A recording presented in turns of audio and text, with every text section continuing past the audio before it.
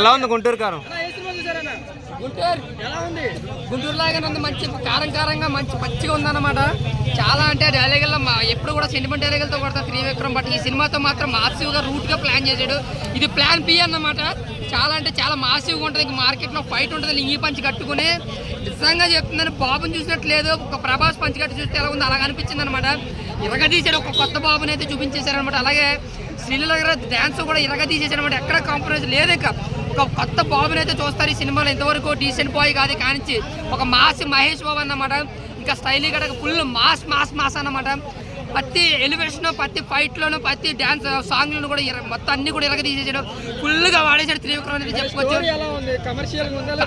పక్క కమర్షియల్ ఒక్క అలాంటి ఒక మెసేజ్ కూడా పెట్టక వెళ్ళినప్పుడు ఫుల్గా ఒక మాస్ ఎంటర్టైనర్ అన్నమాట. ఒక బిగ్గెస్ట్ బ్లాక్ బాస్టర్. సట్లు చింపుకునే సినిమా అన్నమాట. సుదర్శన్లో అయితే సట్లు చింపేసుకుంటారు అనమాట. ఐమాక్స్లో చూసినట్లేదు, నాకు సింగిల్ థియేటర్లో చూసినట్టు నాకు కేకలకి ఆ విజువల్స్కి కట్టడం చాలా అంటే చాలా బాగా ఎంజాయ్ చేశాను. గొంతుకు పోయింది అరిచి అరిచి కూడా. ఇంకా త్రివిక్రమ్ గారు అయితే ఇర్రగా తీసేశారు. సో ఓవరాల్గా నాకేమనిపించిందంటే ఇంకా మహేష్ బాబు కెరియర్లోనే బిగ్గెస్ట్ కలెక్టెడ్ గుంటూరు కారం అన్నారు.